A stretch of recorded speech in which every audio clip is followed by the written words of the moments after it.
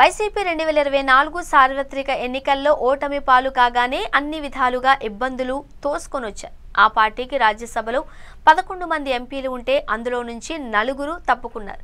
ఆ ఎంపీ సీట్లు కూటమి పరమయ్యాయి. ఎవరైనా వెళ్లవచ్చు, కానీ విజయసాయిరెడ్డి వైసీపీలోనే ఉంటారు.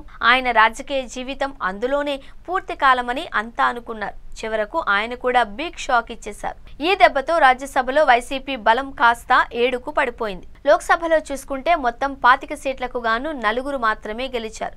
ఇలా చూస్తే కనుక వైసీపీ పార్లమెంటరీ పార్టీలో ప్రస్తుతం 11 మంది ఎంపీలు ఉన్నారు. వీరిలో ఎవరికి వారుగా తమ పనులలో ఉన్నారు అని చెబుతున్నారు. పార్లమెంట్ సెషన్లో మాత్రం లోక్సభలో మిథున్ రెడ్డి, రాజ్యసభలో వైవి సుబ్బారెడ్డి చర్చలలో పాల్గొంటున్నారు. ఆ తర్వాత ఢిల్లీలో చూస్తే వైసీపీ వాయిస్ వినిపించడం లేదు అని అంటున్నారు.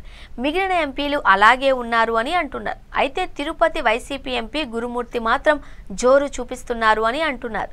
ఆయన పార్టీ తరపున గొంతు విప్పడమే కాకుండా కేంద్రంలోని కీలక మంత్రులతో రాష్ట్ర వ్యవహారాల గురించి, సమస్యల గురించి ప్రస్తావిస్తూ కనిపిస్తున్నారు.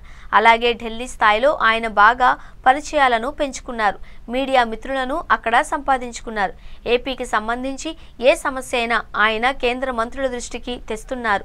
దానికి జాతీయ మీడియా కూడా హైలైట్ చేస్తోంది. తాజాగా గురుమూర్తి సింహాచలంలో 7 భక్తులు మృతి చెందిన ఘటన విషయంలో ఘాటుగానే స్పందించారు.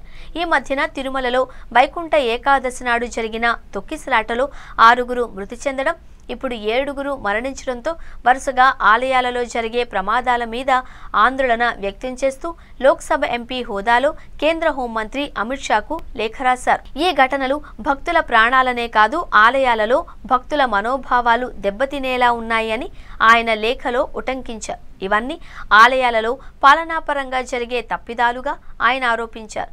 శ్రీకోర్మోలోని తాబేళ్లు మరణించడాన్ని కూడా ఆయన గుర్తు చేశారు. ఆలయాల పవిత్రతను కాపాడేందుకు కేంద్రం పటిష్టమైన చర్యలు తీసుకోవాలి అని ఆయన కోరారు. ఇదిలా ఉంటే గురుమూర్తి రెడ్డి 2021లో జరిగిన తిరుపతి ఉప ఎన్నికల్లో పోటీ చేసి గెలిచారు. ఆయనకే 2024లో సైతం జగన్ టికెట్ ఇచ్చారు. అలా రెండోసారి కూడా ఆయన ఎంపీ అయ్యారు. ఆయన ఫుల్ టైమర్గా తన బాధ్యతలను అటు ఢిల్లీలో ఇటు గల్లీలో నిర్వహిస్తూ జోరు చూపిస్తున్నారు అని అంటున్నారు. దాంతో ఆయన గురించి ఢిల్లీ పొలిటికల్ సర్కిల్స్లో చర్చ సాగుతోంది.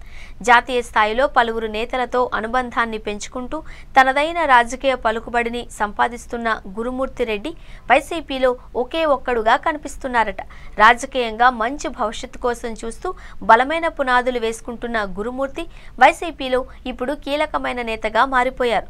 ఒకనాడు జగన్ పాదయాత్రలో ఆయనకు ఫిజియోథెరపీ చేసిన ఓ డాక్టర్గా ఉన్న గురుమూర్తి ఈరోజు ఢిల్లీ సర్కిల్స్లో పేరు నానేంతగా తన ఎంపీ పదవితో ఆకట్టుకుంటున్నారు. అంటే జగన్ చాయిస్ కరెక్టే అనిపిస్తున్నారు అని అంటున్నారు.